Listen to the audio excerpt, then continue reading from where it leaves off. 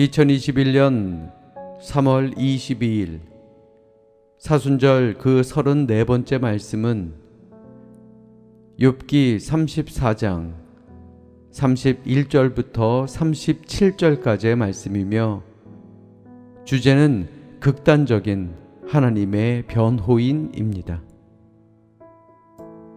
그대가 하나님께 아뢰기를 내가 죄를 지었사오니 다시는 범죄하지 아니하겠나이다. 내가 깨닫지 못하는 것을 내게 가르치소서. 내가 악을 행하였으나 다시는 아니하겠나이다 하였는가. 하나님께서 그대가 거절한다고 하여 그대의 뜻대로 속전을 치르시겠느냐.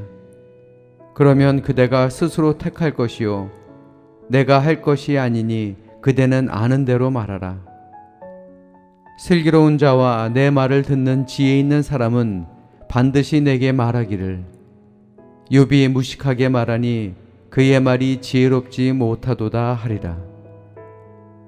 나는 욥이 끝까지 시험받기를 원하노니 이는 그 대답이 악인과 같음이라.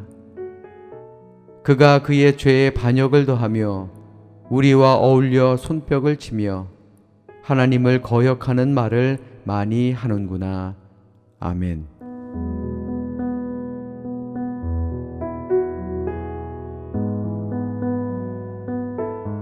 욥기 34장에서 엘리후는 하나님의 변호인이 되어 있습니다. 엘리후는 욥이 제기한 소송을 다시 한번 심사해보자고 합니다. 그러나 사실은 이미 욥을 정죄하고 있었습니다. 그는 유죄 판결을 이미 내린 상태에서 욥과 함께 재판을 하자고 제안하고 있는 것입니다. 엘리후는 욥을 죄인으로 규정한 후에 본격적으로 하나님의 성품에 대해 변호하기 시작합니다. 하나님은 죄가 없으시며 사람의 행위대로 갚으시는 공의로운 분이라고 소개하므로 하나님에 대한 변호를 시작하였습니다. 엘리후는 하나님의 통치도 변호하고 있습니다. 이 부분에서 엘리후는 하나님의 의로우심과 전능하심에 초점을 맞추고 이를 통해 세상을 통치하고 계심을 말하고 있습니다.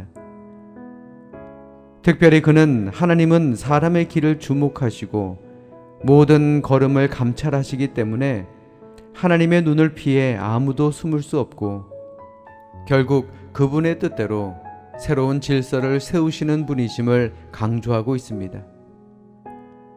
그래서 욥이 했던 소송 요구는 부적절하고 불필요했던 것임을 지적하고 있습니다.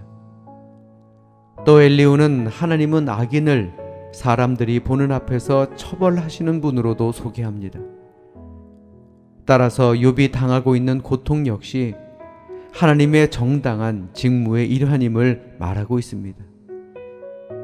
이처럼 엘리후는 하나님을 변호하면서 항상 그 초점은 욥을 비난하는 데 두고 있었던 것입니다.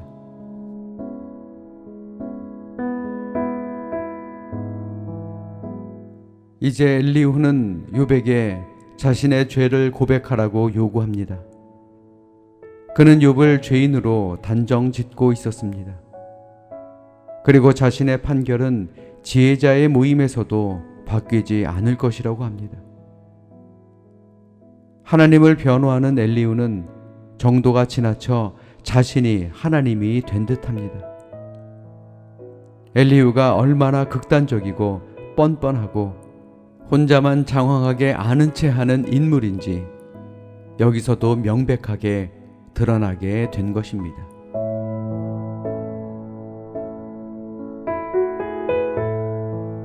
오늘 함께 묵상해 볼 주제가 바로 이것입니다.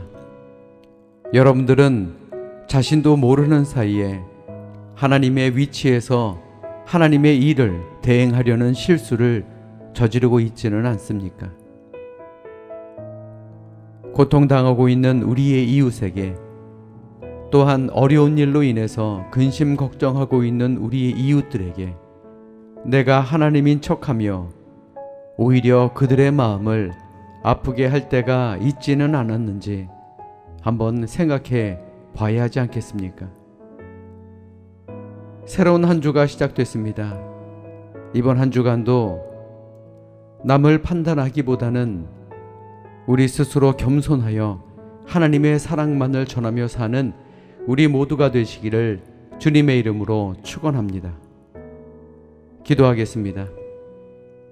사랑과 은혜가 충만하신 하나님, 우리가 너무나도 교만하여 때로는 나의 뜻을 하나님의 뜻인 양 이웃의 마음을 아프게 했음을 고백합니다. 서로 부족하기에 서로 아끼며 위로하며 사는 저희들 모두가 되게 하여 주시옵소서. 예수님 이름으로 감사하며 기도드렸사옵나이다. 아멘.